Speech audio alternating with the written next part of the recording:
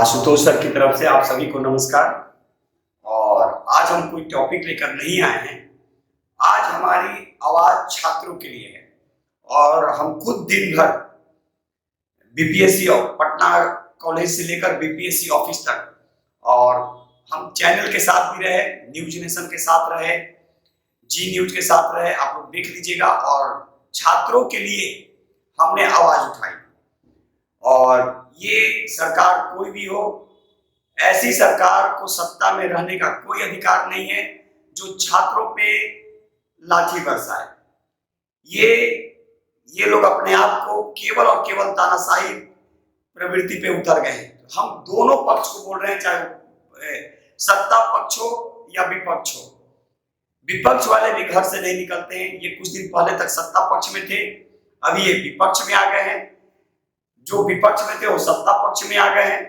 आखिर ये लोग छात्रों के लिए क्या सोच रखा है? छात्रों के लिए जब तक आप एक अलग मंत्रालय नहीं बनाएंगे तब तक संभव नहीं है।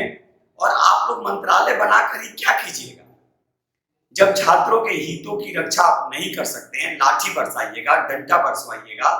आप बोलते हैं कि 31 तारीख को आइए, 31 तारीख को जब छात्र जाते हैं आप डंडा बरसाते हैं।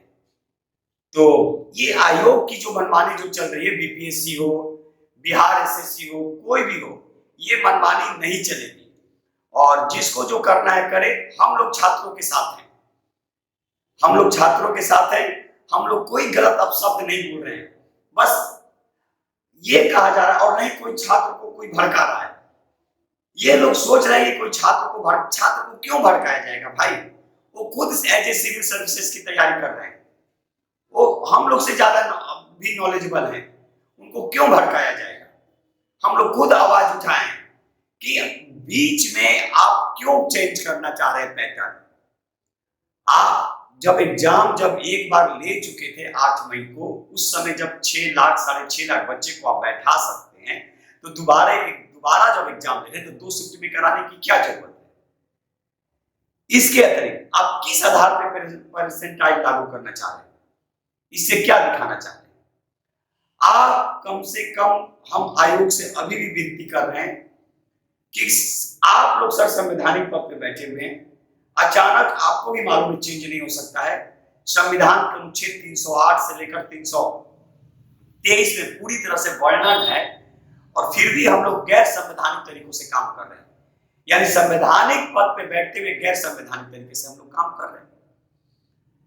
तो 2 से 3 मांग है, उसमें भी आप लोग सर कहा जाएगा कि इसको आप इग्नोर नहीं कर रहे हैं। छात्रों के साथ आप लोग नाइंसाफी कर रहे हैं, चाहे वो किसी की भी सरकार रहे। और आज जितने भी नेता थे वो घर से बाहर नहीं निकले। छात्र रोड पे पीटते रहे, लड़के हों या लड़कियां हों, और आप लोग घर में बैठे रहे। तो आप लोग भी याद रखिएगा कि 5 साल बाद फिर मौका मिलता है। तो कम से कम 3 मांगे जो हम लोग की है, छात्रों की जो मांग है, हम लोग की जो मांग है, उसको रखा जाए। पहला ये कि परसेंटाइल को खत्म कर दिया जाए। दूसरा, एग्जाम एक शिफ्ट में ही हो, क्योंकि आप जो विज्ञापन निकाले हैं उसके बाद आप कैसे चेंज कर सकते हैं? और तीसरा, आप यूपीएससी मेंस के बीच में कैसे एग्जाम ले सकते हैं? जो बच्चा बाहर जाके एग्जाम दे रहा होगा वो कैसे बीपीएससी बीच में आकर दे देगा? सोचने वाली बात है। तो कम से कम छात्र हित में कम से कम अब काम हो, और सारी जिम्मेवारी युवाओं पे। आप लोग वोट मांगने आते हैं तो बोलते हैं कि युवा ही सब कुछ है, और युवाओं को क्या करते हैं?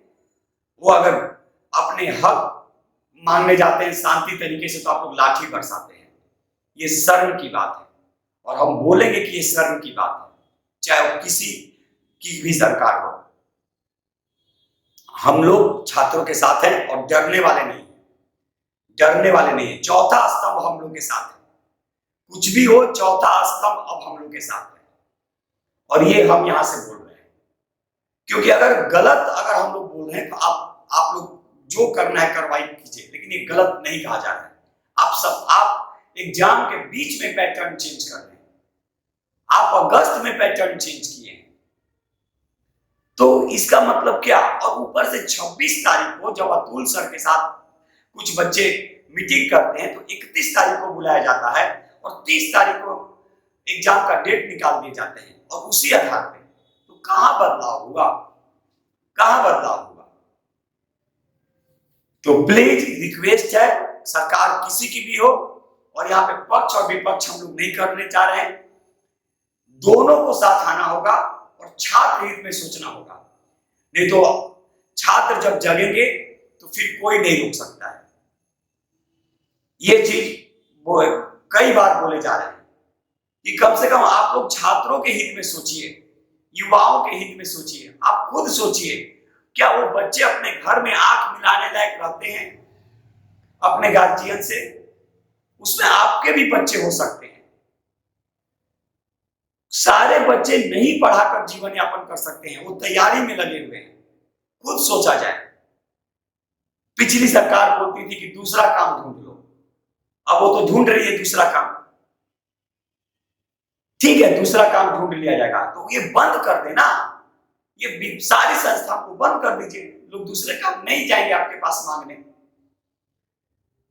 तो कम से कम आप खुद सोचिए कि अगर आपके घर का बच्चा होता और आज उसको लाठी पड़ती तो कैसा लगता। ये सबके साथ होने वाला है, चाहे वो अधिकारी हो या फिर राजनेता हो, ये सबके पे आने वाला है। और जब उनके पे आएगी तो फिर याद रखिएगा, तब उनको समझ में आएगा कि क्या होता है, और उन पे आता है तो पूरा का नियम ही चेंज हो जाते हैं। तो यहां से हाथ जोड़ के रिक्वेस्ट है, परसेंटाइल को समाप्त किया जाए, एक शिफ्ट में एग्जाम लिया जाए, चाहे उसके लिए आप 1 महीना डिले ही क्यों ना।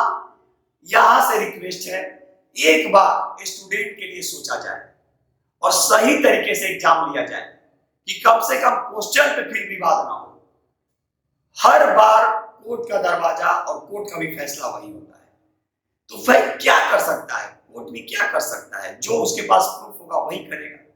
तो कोई भी ऐसा एग्जाम नहीं होता है जो कोर्ट में मैटर नहीं जाता है,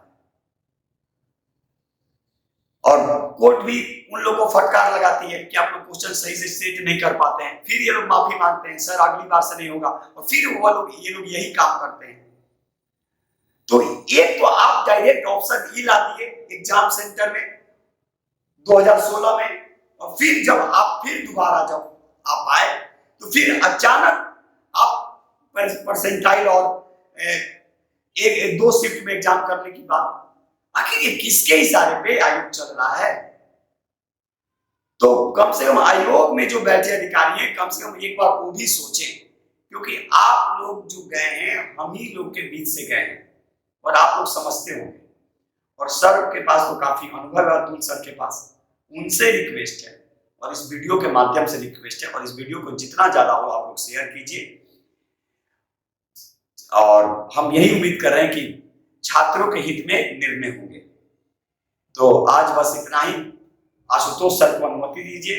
जय हिंद, जय भारत, भारत माता की जय।